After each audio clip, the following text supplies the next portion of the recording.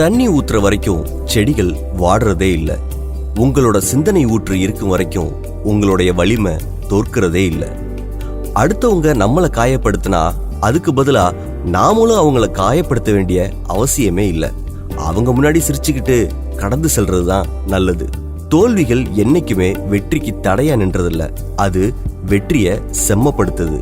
பாவத்தோட ஊதியம் எப்படி இருக்கும் தெரியுமா? நீங்க யாருக்கு எதை செய்யறீங்களோ அது அப்படியே உங்களுக்கு வேறொருத்தர் மூலமாக நடக்கும். அவங்களுக்கு எப்படி வலிச்சுச்சோ அதே வழி அச்சு பிசகாம உங்களுக்கும் கிடைக்கும்.